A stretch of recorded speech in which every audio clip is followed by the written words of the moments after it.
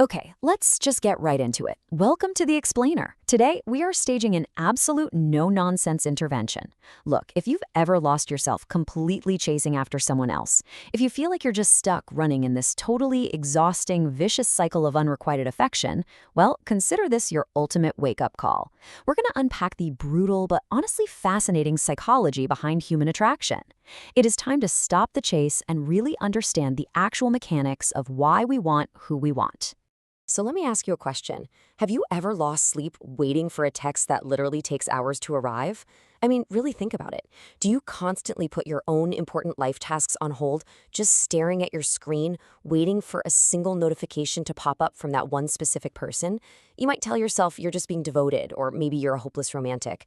But let me tell you, that twisting anxiety you're feeling, yeah, that isn't romance.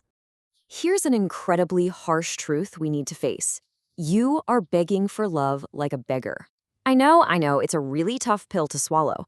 But what you currently think of as true love might actually just be your own emptiness. It's your own loneliness, basically, masked as this beautiful delusion. You're constantly racking your brain thinking, what magic trick can I use to make them care? But the cold reality is, you're just holding out your hands and pleading for affection. Which brings us to our first major point. Section 1, self-destruction in the name of love. We're tearing off the beautiful mask right now. You see, obsessively trying to find some secret phrase or a psychological trick to hypnotize someone into caring about you, it's not just useless, it's actually deeply self-destructive. You're slowly chipping away at your own identity just to fit into someone else's mold. And it completely backfires. Why? Because human nature always turns its eyes away from a beggar. Absolutely nobody falls in love out of pity. If you don't realize this fundamental truth right now, you literally risk spending your entire life as a clapping puppet. You'll just be crying or smiling solely based on whether someone else decides to pull your strings today. It's a complete surrender of your personal autonomy. Let's move right into Section 2, Human Psychology and Availability, the real cost of being free. Okay, so the absolute most fundamental rule of behavioral psychology is this. The one who runs is made to run more. It's true. The world naturally revolves around the one who stays perfectly centered. It's like gravity. Think about your current overavailable behavior like an open book. Every single page is visible from day one. You literally drop everything to text back instantly. And frankly, it quickly becomes boring because there's just nothing left to discover. On the flip side, we have the mystery. Humans are naturally wired to chase what they can't fully understand or easily attain. When you are a mystery, when your life has its own complex plot going on, that's when you become captivating. And that brings us to this stark reality. When you serve yourself on a silver platter, your value drops to a few pennies. Seriously, think about it. People gradually forget the value of things that are free or just overly available.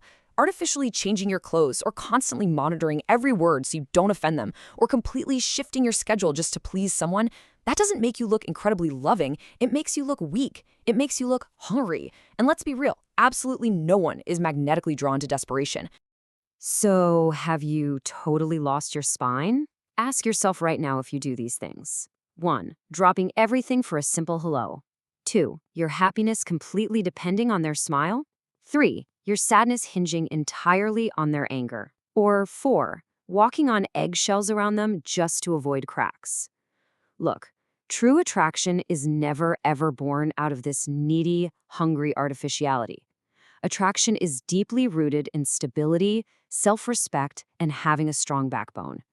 People, especially women, evaluating partners, can sense the energy of your presence, your stability, way more than any sweet words you could possibly say.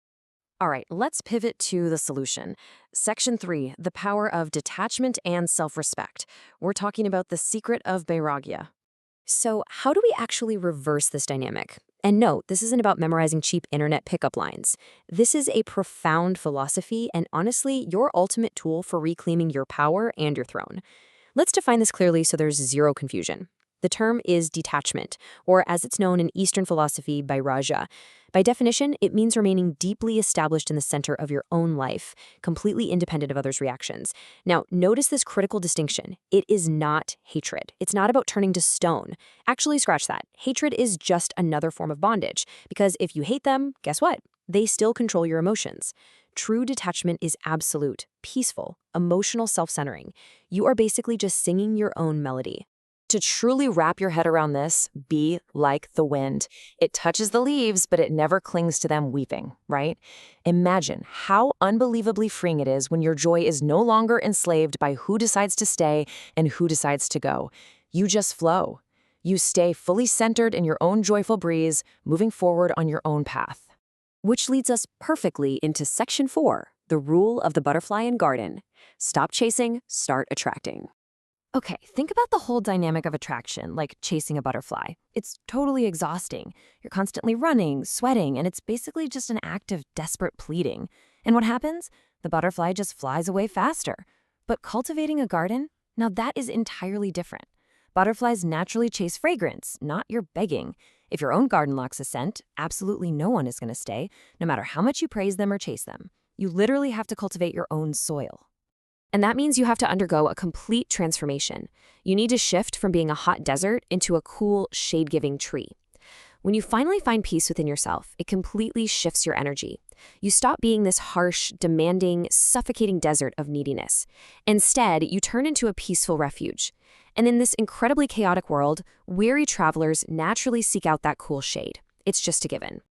Now for our final piece, Section 5, turn yourself into a magnet and reclaim your throne. We've covered the psychology, we've talked about the philosophy, now here is your actual actionable path to the emperor's throne. Step 1, stop the habit of begging. Like immediately, cut those artificial strings. Step 2, invest in your body. Take all that anxious energy and pour it into physical growth. Step 3, build your career and your knowledge, elevate your mind. And step 4, cultivate deep inner peace. Guys, once you invest your energy back into yourself and truly see your own worth as a precious gem, the world is going to treat you identically. It is a perfect mirror effect. And here is the ultimate psychological paradox. When it becomes unimportant to you, it will become important to them. It sounds crazy, but it's absolutely true.